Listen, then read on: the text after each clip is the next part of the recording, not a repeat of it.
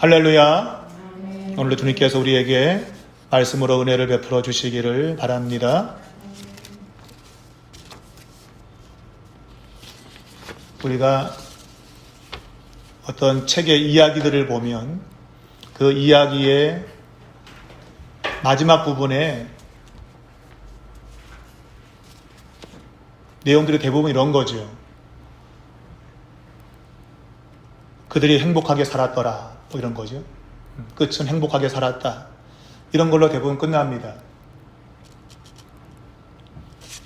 백설공주 얘기도 보면 그 백설공주가 그 계모로부터 미움을 받고 가진 어려움을 겪지 않습니까? 그러다가 이제 난장이들을 만나고 또 그 가운데도 계속 그 계모로부터 어려움을 당하고, 그리고 왕자를 만나서 결혼을 해서 행복하게 살았다. 대부분의 이야기들은 그렇게 끝이 납니다. 행복하게 살았더라, 이렇게 끝이 납니다. 또 우리는 그러한 해피엔딩, 끝이 멋지게 끝나기를 누구나 다 바라지요. 그렇게 아름답게 끝을 맺기를 다 바랍니다. 성경의 이야기를 세상의 이야기와 비교해 보면 물론 내용적인 면에서도 많은 차이점을 가지고 있지만 그 내용을 쓰는 방식에 있어서도 많은 차이를 가지고 있습니다. 세상의 이야기들은 누가 그렇게 행복하게 살았더라 라고 이렇게 끝을 맺고 있는데, 우리가 구약성경 첫 번째 성경인 창세기만 보더라도 창세기의 그 내용을 우리가 마무리 지으려면 일반적으로는 요셉이 애굽의 총리가 되고, 그리고 그의 아버지 야곱과 형제들을 만나서 애굽에서 평안히 살았더라, 이렇게 해야 일반적인 이야기겠죠. 요셉이 어려움 가운데서도 그 어려움을 잘 꿋꿋이 이겨내고 총리가 되어서 아버지와 형제들을 만나서 행복하게 잘 살았다, 그렇게 끝을 내야 될 겁니다. 또 그런 식으로 사실 성경은 기록이 되고 있습니다. 47장까지가 바로 그렇게 기록이 되어 있습니다. 요셉이 그의 아버지 야곱을 만나서 행복해하는 그런 내용을 창세기 47장까지 기록하고 있습니다. 그런데 창세기 전체 50장 가운데에 47장 이후 48, 49, 50장의 이 3장에 걸친 내용이 더 나온다는 것이죠. 일반적인 책이라면 47장에서 얘기가 끝이 나야 되는데, 창세기는 47장에서 끝이 아니고 그 이후로 3장에 걸쳐서 또 다른 이야기를 하고 있다는 겁니다. 그 또 다른 이야기가 우리가 볼 때는 야곱과 요셉의 죽음에 관한 이야기인데, 이 야곱과 요셉의 죽음에 관한 이야기가 단지 그냥 감성적이고 그런 내용, 어찌 보면 무미건조한 그런 내용 같다라고 느껴지지만, 그러나 실질적으로는 이 48장부터 50장까지의 내용이 정말 중요한 내용입니다. 세상은 그저 행복하게 잘 살았다, 이걸로 끝이 납니다. 많은 사람들도 그렇게 자기 자신의 인생을 그렇게 해피엔딩으로 끝내고 싶어 합니다. 그러나 성경은 일반 세상의 이야기와 다른 면을 우리에게 보여주는데, 바로 그것이 47장 이후에 나오는 48장, 49장, 50장에 나오는 야곱과 요셉의 죽음에 관한 이야기입니다. 죽음에 관한 이야기. 사람들은 죽음에 관한 이야기들을 잘 하지 않으려고 하지요. 성경은 이 죽음의 이야기에 초점을 두고 있다고 하는 것입니다. 세상은 사는 문제에 대해서 정말 많이 초점을 두지요. 어떻게 하면 잘 먹고 잘 살까? 그것이 세상 사람들이 추구하는 바입니다. 근데 성경은 우리에게 단순히 먹고 마시고 행복하게 잘 살았다 이런 것들을 추구하게 하지 아니하고 더 중요한 것들을 보게 한다는 것이지요. 바로 그것이 야곱과 요셉의 죽음에서 나타난 내용입니다. 그럼 과연 47장에서 마무리 지어야 될 창세기의 이야기를 왜 창세기의 저자는 48장부터 50장까지 3장에 걸쳐서 야곱과 요셉의 죽음에 대해서 이야기를 하고 있는 이유는 무엇일까? 이것은 창세기 전체의 주 관심사이자 성경 전체의 주 관심사가 되는 것입니다. 이 부분을 놓치면 성경의 가르침을 놓치는 거라 보면 됩니다. 사람들은 요셉이 애굽의 총리가 된 걸 통쾌해합니다. 그리고 그러한 성공을 보란듯이 남들에게 자랑하고 싶어 합니다. 지난날의 역정을 이겨내고 나 이런 사람이야. 그것을 사람들에게 보여주고 싶어 합니다. 근데 성경은 사실 요셉이 애굽의 총리가 된 것에 그리 관심사를 주지 않습니다. 요셉이 총리가 된 것은 하나님이 그를 돌봤기 때문입니다. 하나님이 그를 돌보셨기 때문에 요셉이 총리의 자리에 오를 수 있었다고 하는 것이 성경의 가르침이에요. 그러면 성경을 읽으면서 우리가 초점을 둬야 될 것은 바로 하나님의 돌보심이죠. 하나님이 그의 백성을 돌보신다.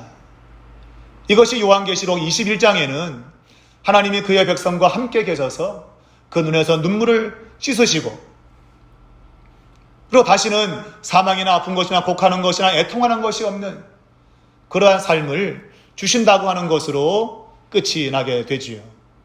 하나님의 돌보심, 그것이 성경의 주제입니다.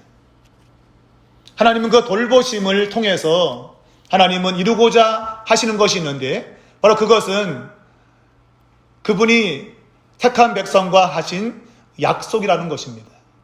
약속을 이루시기 위해서 하나님은 그의 백성들을 돌보시는 것입니다. 그럼 그 약속이 뭐냐? 성경 전체에 흐르는 약속은 땅과 후손에 대한 이야기입니다. 내가 너에게 땅을 주겠다. 내가 너에게 자손을 주겠다. 후손을 주겠다고 하는 것입니다. 이것이 성경 전체의 강조점입니다.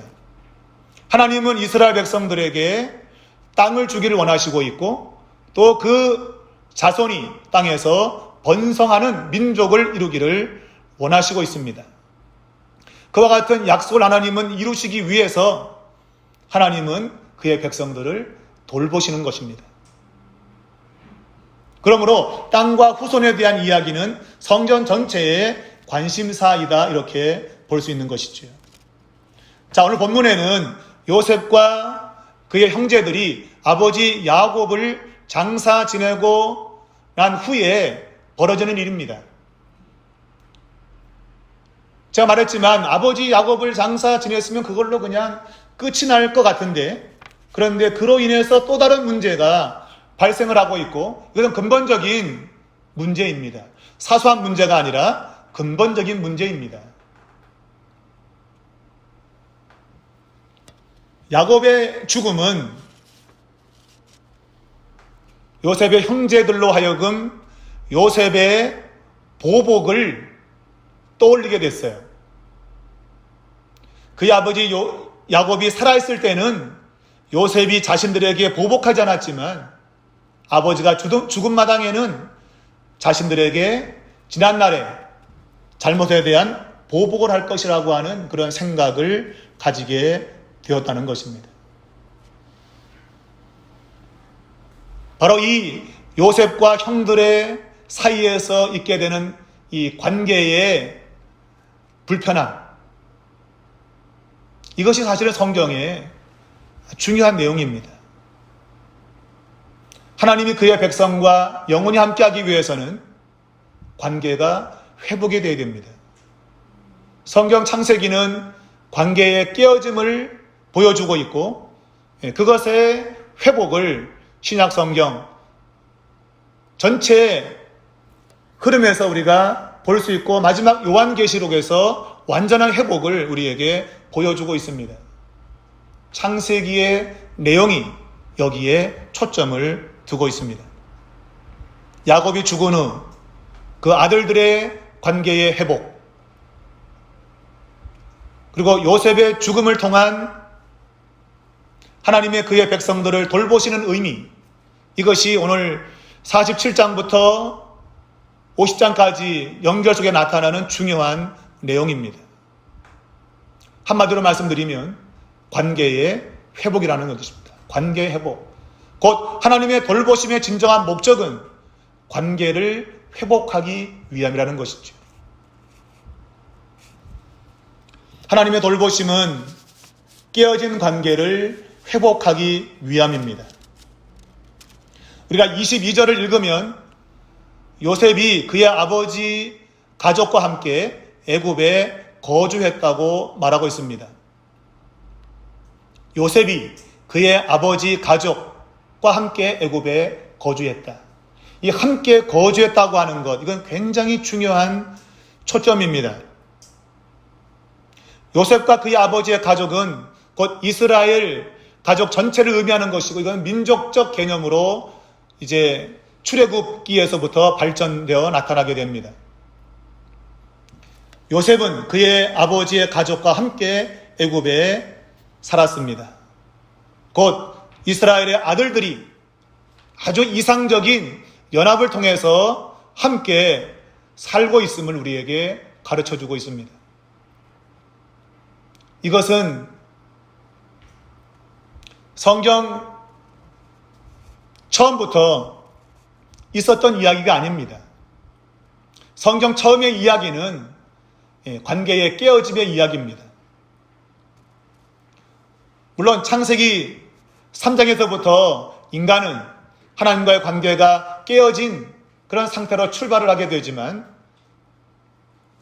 하나님과 인간과의 그런 관계의 깨어짐도 중요하지만 인간과 인간의 관계가 깨어진 것 또한 중요합니다.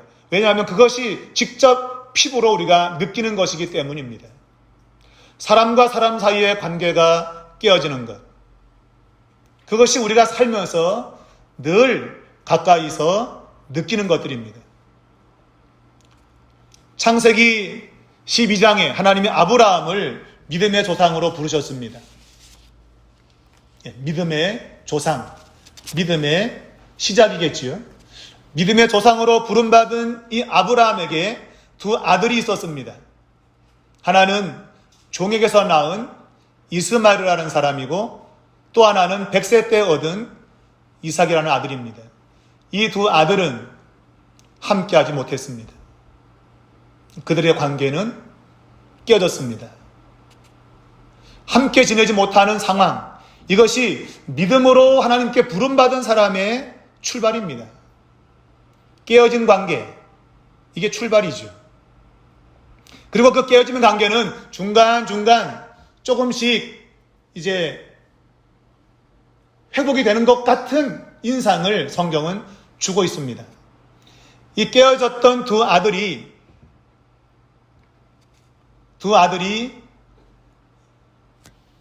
완전히 다른 그러한 종족을 이제 이루게 되어지죠. 그리고 이 아브라함의 아들 이삭이 또한 두 아들을 가지게 되는데, 바로 쌍둥이 두 아들 에서와 야곱입니다. 이 두 아들 역시 함께 있지 못합니다. 그들 역시 헤어지게 됩니다. 둘밖에 안 되는데 이 둘이 같이 있지 못해요. 둘이. 그렇다고 한다면 12명은 같이 있을 수 있겠습니까? 둘도 같이 못 있는데, 여러분, 두 사람도 같이 있지 못하는데 12명이 되는 아들이 같이 있을 수 있겠는가 하는 것이죠. 불가능하죠. 우리는 그것을 불가능하다고 봅니다. 성경은 그것을 불가능한 사건으로 보고 있어요. 아들 둘이 끊임없이 헤어지고 갈라지는 그러한 이야기 속에 12명의 아들은 과연 하나가 될 수 있을까? 불가능하지요. 그런데 오늘 야곱의 죽음 속에서 12명의 아들이 하나가 되는 그 이야기를 성경은 하고 있는 것입니다. 우리가 볼 때는 12명의 아들이 하나가 된다고 하는 것은 불가능하게 보이지만 하나님은 그 불가능한 일들을 하나님의 손길 속에서 하나로 만들어 가신다는 것입니다. 그게 성경의 이야기입니다. 깨어진 것들을 하나로 만드는 일, 그것이 하나님이 하시는 일입니다. 반대로 본다면 깨어지는 일들은 하나님의 대적자인 사단이 하는 것이죠. 사단, 마귀는 깨트립니다. 그러나 하나님은 그 깨어진 것들을 붙게 만들죠. 갈라진 것을 뭉치게 만듭니다. 그게 하나님의 역사인 것입니다. 12명의 아들은 하나 되기 힘들었습니다. 예, 맞습니다. 이 12명의 아들은 각각 다 자기 엄마가 달라요. 엄마가 넷이잖아요, 넷. 엄마가 넷이니 이건 더더욱 말할 거 없이 하나 되기 힘든 겁니다. 성경은 요셉을 제외한 나머지 11명이 요셉을 미워하고 시기하는 그 내용을 이야기하고 있습니다. 그러면 11명은 그러면 사이가 좋은가? 아닙니다, 여러분.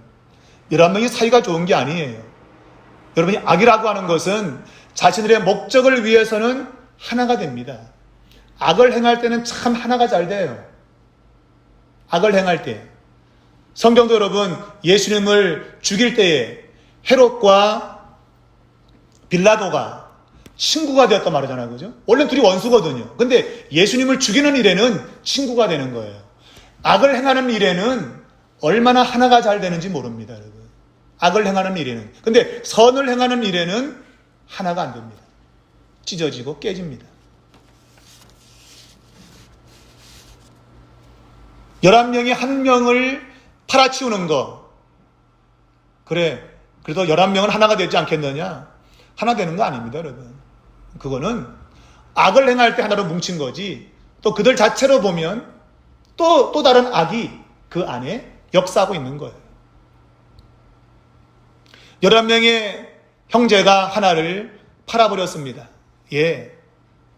우리가 예측한 대로 그 가정은 깨어진 가정입니다. 그 깨어진 그 가정은 수십 년 동안 상처와 아픔 속에 살았던 것입니다. 그의 아버지 야곱은 요셉이 죽은 줄 알고 슬픔으로 세월을 보냈고, 또 이 11명의 형제들은 자기 동생을 팔아버렸다고 하는 죄책감 속에 시달렸겠죠. 그러한 형제들 간의 불화, 이것이 야곱의 죽음을 통해서 하나가 되고 있다는 사실입니다. 그 형제가 서로 미워하고 박해하고 고통을 당하는 이러한 일들 속에서 어떻게 하나가 되는 일들이 벌어질 수 있는가? 이것이 바로 결론은 십자가에서 드러난 것입니다. 예수 그리스도는 인간의 죄악으로 인해서 멸시와 천대를 받고 고통 속에 있었지만, 그러나 그분이 끝까지 십자가를 참음으로 인해 인간은 회복의 길로 들어선 겁니다. 깨어진 모든 관계가 그 고통에 대한 인내, 기다림, 이것으로 말미암아 변화를 가져온 거예요. 오늘 요셉은 오랜 세월 동안의 기다림과 인내를 통해서 형들의 마음에 변화를 가져왔습니다. 그 모든 일의 배후에는 물론 하나님의 손길이 역사했지요. 하나님의 손길은 요셉의 기다림을 통해서 형제 간의 화합을 가져오게 되었던 것입니다. 형제들의 그 마음의 변화, 이게 매우 중요합니다. 여러분 45장까지 보게 되면 형들은 동생을 팔아치운 것, 동생을 팔아치웠던 그 죄가 자신들이 지금 당하는 어려움의 원인이었다고 말하죠. 하나님이 우리의 죄를 적발을 해서 지금 이러한 우리가 당하는 고난이 오게 되었다고 말합니다. 그들 스스로는 자신들이 동생에게 했던 그 죄라고 하는 것을 인식을 했어요. 또한 요셉 또한 45장에서 보면 형들이 나를 판 것이 아니고 하나님이 생명을 구원하려고 나를 먼저 보낸 것입니다. 용서할 마음을 가지고 있었죠. 근데 그 용서할 마음을 가진 것과 용서는 다릅니다. 또한 내가 죄를 인식하고 있는 것과 죄를 고백하는 것은 다릅니다.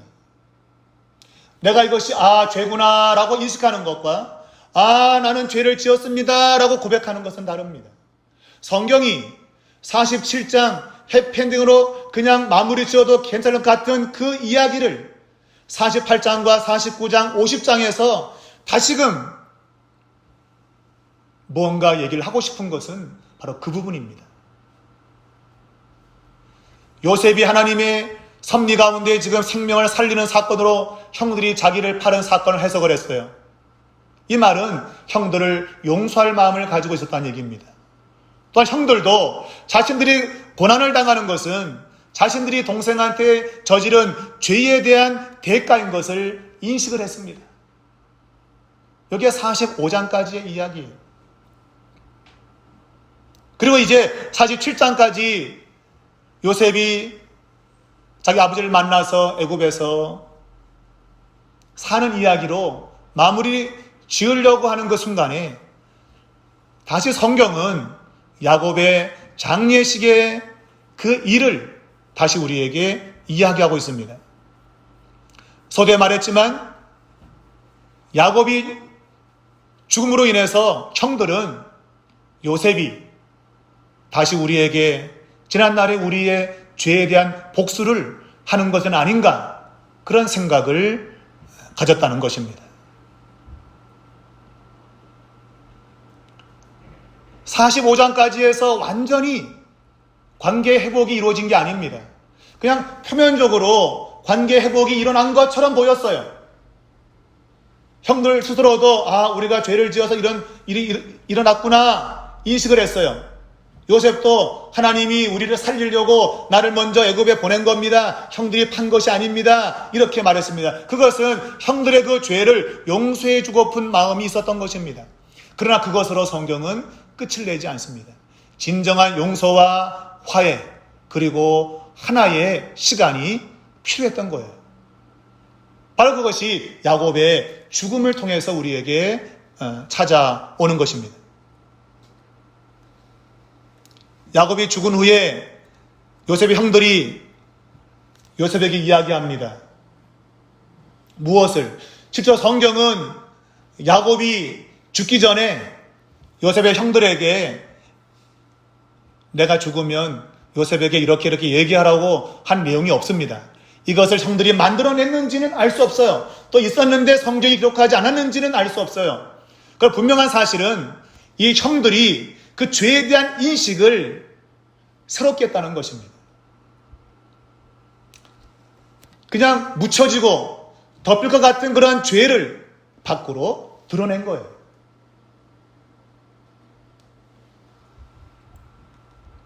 오늘 읽은 이 본문에 보게 되면 17절에 이렇게 말하고 있습니다. 너희는 이같이 요셉에게 이르라. 내 형들이 내게 악을 행하였을지라도 이제 바라건대 그들의 허물과 죄를 용서하라 하셨나니 당신 아버지의 하나님의 종들인 우리 죄를 이제 용서하소서.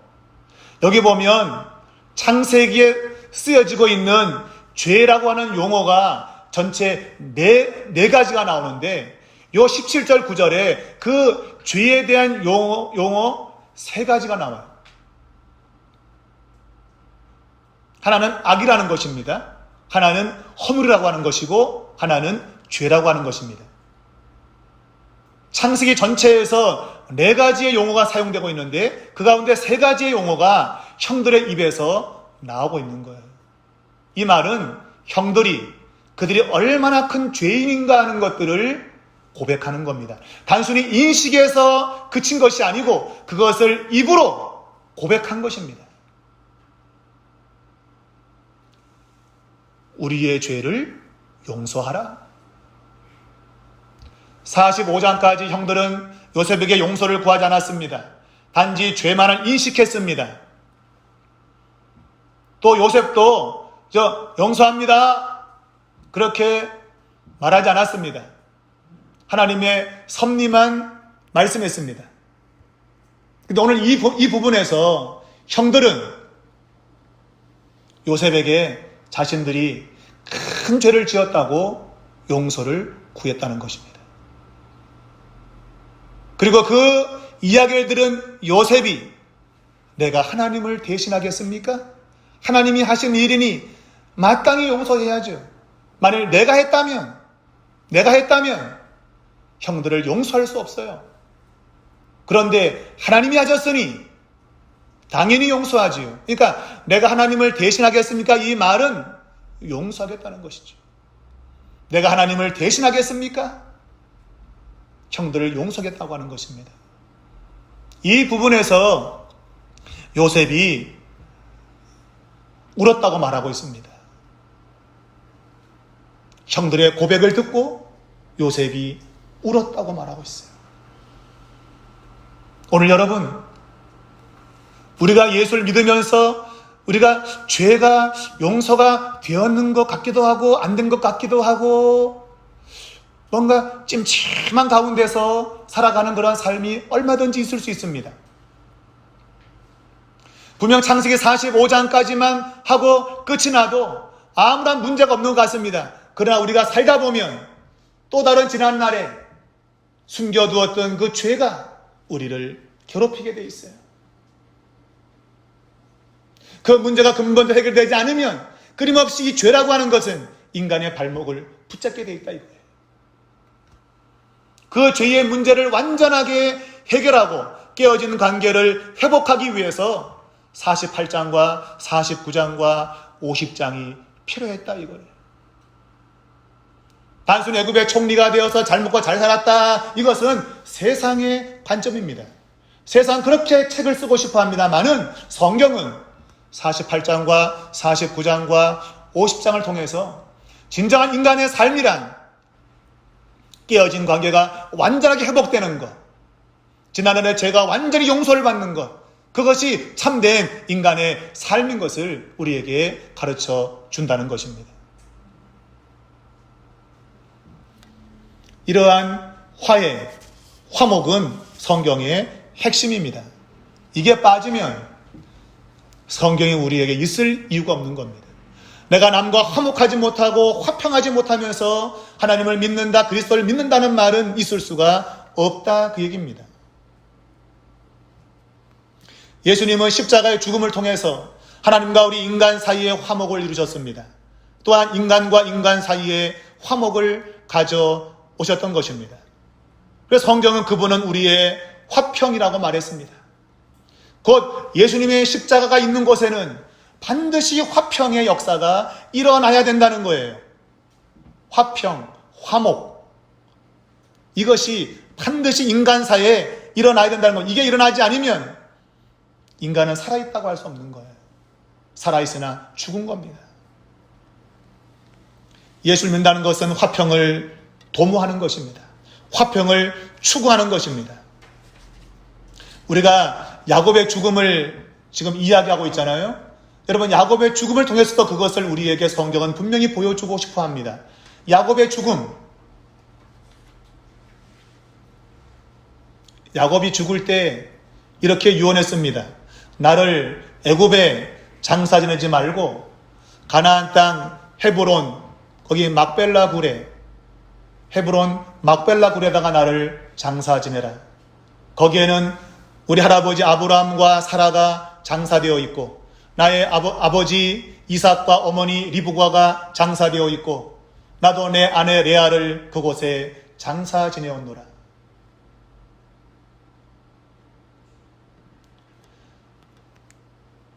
리브가와 레아의 이야기가 여기서 핵심입니다. 리브가와 레아는 분열의 세월을 지났던 사람들이에요. 리브가는 자기 아들들의 분열을 어찌 보면 조장한 것은 아니지만 그것을 가져온 장본인이죠. 리브가는 야곱을 편함으로 인해서 자식들을 갈라놓은 사람이에요.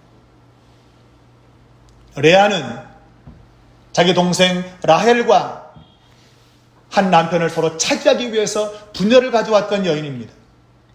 리브가와 레아는 분열을 경험하며 살았던 여인이에요. 그 분열의 시간들은 고통과 아픔의 시간들이었습니다. 야곱은 자기의 첫 번째 부인인 레아를 사랑하지 않았습니다. 그리고 둘째 부인인 라헬을 사랑했습니다. 그가 라헬을 사랑했기 때문에 그의 아들 요셉과 베냐민만 사랑했던 거예요. 그러면 그가 죽을 때 나를 내가 죽도록 사랑했던 라헬 옆에다 묻어다오. 그래야 말이 돼요. 내가 그렇게 사랑했던 라헬 옆에 나를 묻어달라. 그래야 맞아요. 근데 성경은 레아 옆에 묻어달라 그래요. 왜 그럴까요, 여러분? 왜 자기가 사랑하는 사람 옆에 묻히길 바라지 아니하고 사랑하지 못했던 사람 옆에 묻어달라고 할까요? 그게 성경의 핵심이에요. 이 헤브론 땅 막벨라 굴은 그렇게 분열된 사람들이, 분열의 아픔과 상처를 가진 사람들이 함께 있는 곳입니다. 약속의 땅은 어떤 땅이냐? 그 땅은 우리를 하여금 잘 먹고 잘 사게 하는 땅이 아니고 내가 사랑하지 못했던 사람과 하나가 되는 땅이라 그 얘기예요. 하나님의 약속의 땅은 내가 사랑하지 못했던 사람과 함께 사랑을 가지고 있는 그런 땅이라 그 얘기입니다. 사람들이 이것을 인식하지 못합니다. 예수를 믿으면 내 삶이 잘 되어야 되고 세상적으로 형통해야 된다고 말합니다. 그러나 진정한 형통은, 성경에 말하는 형통은 내가 사랑하지 못하는 사람을 사랑하는 것입니다. 그것이 우리 믿는 자의 형통이에요. 그래서 야곱은 그가 죽을 때에 자기 사랑하는 라헬 그 옆에 자신을 묻지 말고 내가 사랑하지 못했던 레아 그리고 분열을 가져왔던 리브가, 내 어머니 리브가 그들과 함께 나를 묻어달라고 했습니다. 이것이 여러분 성경이 말하고 있는 바로 화평입니다. 화목인 것입니다. 이 막벨라 굴은 약속의 땅이기 때문에 법적인 권리천에도 굉장히 중요합니다. 그 땅은 엄연히 아브라함이 돈 주고 산 땅이에요. 그냥 받은 땅, 자기 돈을 주고 산 땅입니다. 하나님이 약속의 땅을 주겠다고 했는데 돈을 내고 산 땅이에요. 법적 근거를 가지고 있어요. 그런데 그 법적 근거보다도 성경은 이 리브가와 레아의 이야기를 하면서 그들의 삶의 자리를 다루고 있는 겁니다. 그들이 살면서 당했던 그런 고통의 세월들을 이제 죽음의 순간에 그 모든 것을 다 해결하고 싶은 그 이야기를 성경은 하고 있다 그 얘기입니다. 그리고 야곱의 시신을 가나안 땅에 장사 지낼 때에 그의 아들들 모두가 함께 아버지의 시신을 장사 지내고 있습니다. 약속의 땅은 그렇게 함께 오는 것입니다. 그전에는 다 원수였지만 약속의 땅에 들어가는 순간에는 하나가 되는 거예요.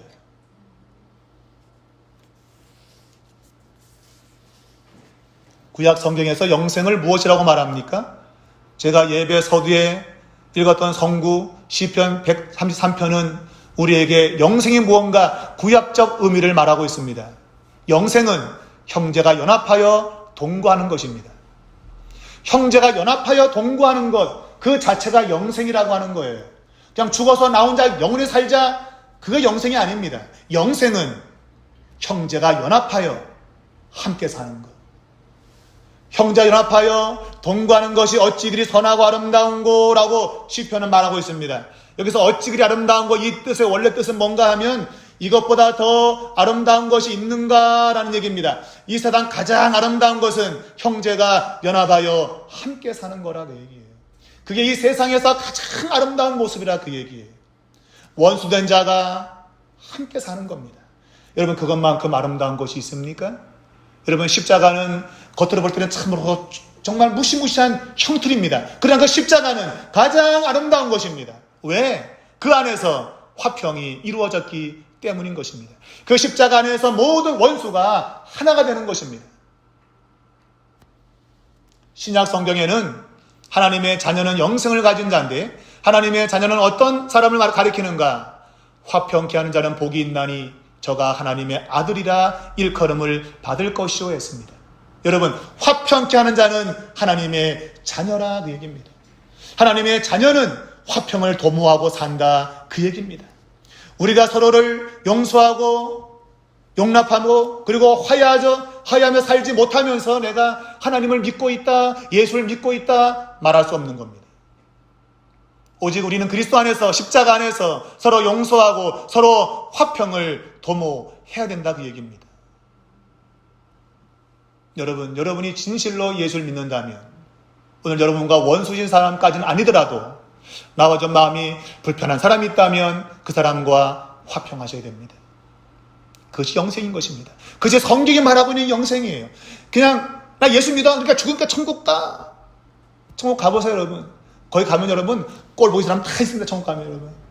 가서도 여러분 꼴 보기 싫은 거 저기 와서 그럴 거예요? 아니죠, 여러분. 안 되는 거예요. 불가능한 거예요. 천국 가가지고 여러분 꼴 보고 있는 사람 저기 왔네? 그런 게 있을까요? 없습니다, 여러분. 영생은 바로 용서와 화목에서 오는 거예요. 또 한 가지는 이러한 용서와 화해와 화목은 그냥 오지 않는다고 제가 아까 말씀드렸습니다. 이러한 화해는 죄에 대한 솔직한 고백과 용서를 통해서 오는 것입니다. 그냥 마음으로만 잘못했어요 가지는 게 아니고 내 입으로 나의 잘못을 고백하는 것입니다. 그것도 4가지 죄로 표현된 용어 가운데 3가지 이상을 쓰면서 나는 얼마나 큰 죄인인지 모릅니다, 하나님. 이런 고백이 될 때에 그가 바로 하나님께 속한 자라는 것입니다. 우리 성경에서 바리새인과 세리의 기도를 듣습니다. 바리새인은 손을 번쩍 들고 하나님 앞에 온갖 자기의 자랑을 다합니다. 나는 일주일에 2번씩 금식하고 10의 1조 야채 채소까지 딱딱 띄고 나는 저기 저기 꼬꾸라져 있는 세리와 같지 않습니다, 하나님 하고 자랑합니다. 그와 반대로 세리는 저쪽 성전 구석에 얼굴을 처박히고 나는 죄인입니다, 나를 불쌍히 여겨 주시옵소서.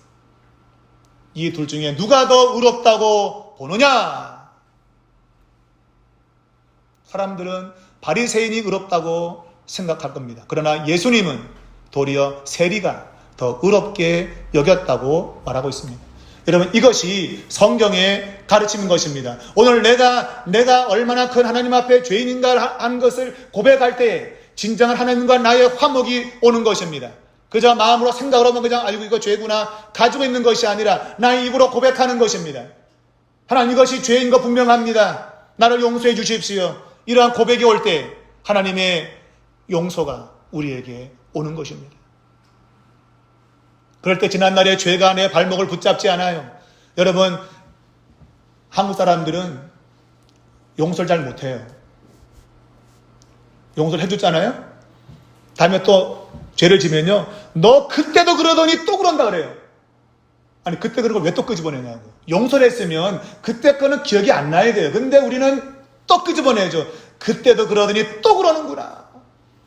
용서를 못해, 한국 사람들은. 끝까지 물고 늘어져요. 그때 그랬지. 여러분, 그런 세상엔 여러분 발전이 없습니다. 계속 그 지난날의 죄가 우리의 발목을 붙잡는 거예요. 그거를 용서로 끝을 내야 됩니다. 용서로 끝을 내지 않는 이상은 계속 그 죄가 우리 배후에서 끊임없이 우리를 괴롭히게 돼요. 이 형들이 아버지가 죽고 나서 그 근심이 들어온 거죠. 저놈이 우리 용서해 준 거 맞아? 우리가 입으로 얘기 안 했는데 과연 용서한 걸까? 이런 생각이 드는 거예요. 그래서 그 두려움과 근심이 그들의 발목을 붙잡는 것이죠. 사랑하는 여러분, 진정한 화해는 우리가 우리의 죄를 솔직하게 고백할 때 오는 것입니다. 내가 얼마나 큰 죄악을 가지고 사는 사람인가. 그러면 여러분, 하나님의 돌보심이라고 하는 것은 다른 거 아닙니다. 그분이 돌아보는 것은 우리가 잘 먹고 잘 살도록 우리에게 필요한 것들 다 공급해 주는 게 돌보심이 아니라 진정 우리의 죄악을 깨닫고 우리가 하나님 앞에 용서받아야 될 그런 죄인인 것을 스스로 깨닫게 되는 것, 이것이 하나님의 돌보심입니다. 그 문제가 해결돼야만이 우리 인생은 참 평안을 가지고 살 수 있기 때문인 것입니다. 그러므로 우리의 지난날의 모든 과정은 우리가 예수님을 통해서 죄 용서를 받고 진정한 생명을 얻게 하려고 하는 하나님의 돌보심으로 보면 됩니다. 마지막으로 하나님의 돌보심은 마침내 약속의 땅에 들어가게 하시는 것입니다. 야곱과 요셉은 애굽에서 잘 먹고 잘 살 수 있었습니다. 물론 그들이 어떻게 살았는지 성경은 말하고 있지 않습니다. 그냥 애굽에서 살았다고 말합니다. 그냥 110세까지 살았다고 말합니다. 우리 같으면 요셉이 뭘 누리고 차는 무슨 잘 타고 집은 몇 평에다가 강남 어디에 노른자에다가 땅이 몇 평이고 그렇게 쓰고 싶은데 성경은 요셉이 그런 거 관심이 없어요. 그냥 110세를 애굽에 살았다고만 그냥 끝입니다. 그걸로 끝이에요. 그리고 더 많은 부분을 우리에게 말하고 있는 게 뭡니까? 약속의 땅입니다. 약속의 땅, 가나안 땅. 하나님이 반드시 너희를 돌보실 터이니 하나님이 너희를 약속의 땅으로 인도해 갈 것이다. 그때 내 해골도 가져가라. 이것이 여러분 성경의 초점입니다. 하나님이 돌보시는 것은 나를 성공하게 해서 부자가 되고 땅을 몇 평 사고 좋은 집, 좋은 차 이게 사는 게 하나님의 돌보심이 아니라 우리로 하여금 하나님의 약속의 땅에 들어가는 하나님의 사람으로 승리하게 하시는 이것이 바로 하나님의 돌보심이라 그 얘기예요. 성도는 믿음의 선한 싸움을 잘 싸우고 믿음을 지켜서 하나님 나라에 들어가는 사람들입니다. 여러분 히브리서 11장에는 믿음의 사람들을 쭉 언급하고 있습니다. 그 가운데 여러분 야곱과 요셉의 이야기를 하고 있습니다. 둘 다 죽음의 이야기를 하고 있어요. 죽음의 이야기를. 야곱은 죽을 때의 믿음으로 요셉의 각 아들들에게 축복했다고 말하고 있습니다. 요셉은 믿음으로 임종시에 이스라엘 자손들이 떠날 것을 말했다고 말하고 있습니다. 믿음은 과연 무엇입니까, 여러분? 믿음은 하나님 나라 약속하신 그 나라에 들어가는 것입니다.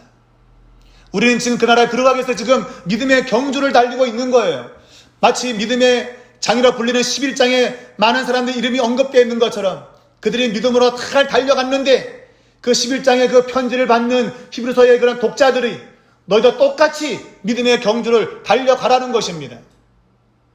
너희들이 믿음의 그 경주에서 낙오되지 않고 잘 달려가서 하나님 나라에 들어가도록 하나님이 너희들을 돌보실 거라는 것입니다. 여기 하나님의 돌보심의 의미가 있는 거예요. 우리가 믿음을 잃지 아니하고 하나님을 경배하며 하나님 말씀에 순종하며 끝까지 믿음의 길을 걷는 것, 그렇게 하도록 하나님께서 우리를 돌보신다는 것입니다. 저는 하나님 여러분을 돌보실 줄로 믿습니다. 그분의 돌보심이 여러분을 잘 먹게 하고 잘 쓰게 하고 잘 입게 하고 이 세상에서 누리는 그런 돌보심이 아니라 여러분의 믿음의 선한 경주를 잘 달리고 가서 마지막 날에 하나님의 나라에 당당히 들어가는 그러한 돌보심을 이야기하는 것입니다. 그들을 둘러싼 허다한 증인이 있다고 말하고 있습니다. 그 증인 가운데 야곱과 요셉이 분명히 있겠죠. 허다한 증인 가운데 오늘 창세기 50장을 마무리 짓는 이 가운데서 야곱과 요셉의 죽음을 이야기하고 있는데 바로 그 허다한 무리들 가운데, 증인들 가운데에 야곱과 요셉이 있을 거라고 얘기합니다. 지금도 그분들이 우리가 달리는 믿음의 경주를 그분들이 우리를 둘러싸서 지금도 박수를 보내면서 잘 달려라, 믿음으로 경주해라, 우리가 이 나라에 들어온 것처럼 너희도 들어와라, 그렇게 우리를 격려할 줄로 믿습니다. 그분들의 격려가 있지만 더 중요한 것은 하나님의 돌보심이 있다는 것입니다. 그 돌보심 때문에 우리는 끝까지 믿음을 지킬 것이고 우리는 하나님 나라에 들어가게 될 것입니다. 어떤 고난 속에서도 하나님은 그분의 백성들을 돌보셔서 반드시 하나님 나라에 들어가게 하실 줄로 믿습니다. 오늘 우리의 걸음이 바로 그러한 믿음의 걸음이 되시기를 주님의 이름으로 축복합니다. 기도하겠습니다. 살아계신 하나님, 감사하고 감사합니다. 세상은 많은 고난을 겪고 나서 해피엔딩으로 인생을 마감하고자 합니다. 그러나 성경은 그러한 마감이 아니라 진정한 인간에게 필요한 것, 바로 하나님과 화목, 인간의 화목을 이야기하고 있습니다. 이걸 놓친다면 인생은 살아있으나 살아있는 것이 아닙니다. 끊임없이 그 불편한 관계 속에서 우리는 상처를 받고 고통을 당하며 살 것입니다. 그러나 그 죄의 문제가 해결되고 화평이 이루어진다면 우리는 천국의 기쁨을 누리며 이 세상을 살 것입니다. 주여, 오늘 나와 불편한 관계에 있는 사람이 있습니까? 예수님의 십자가의 사랑으로 화해할 수 있게 하여 주시옵소서. 내가 화평의 도구로 쓰임받게 하여 주시옵소서. 하나님께서 우리를 돌보시는 것은 바로 이 화평을 이루라고 우리를 돌보시는 줄로 믿습니다. 하나님, 우리를 돌보시는 것은 우리로 하여금 마지막 천국까지 잘 달려가라고 우리를 돌보시는 줄로 믿습니다. 주님, 반드시 하나님의 돌보심을 따라 승리하는 저희 모두가 되게 하여 주시옵소서. 예수님의 이름으로 간절히 기도하옵나이다. 아멘.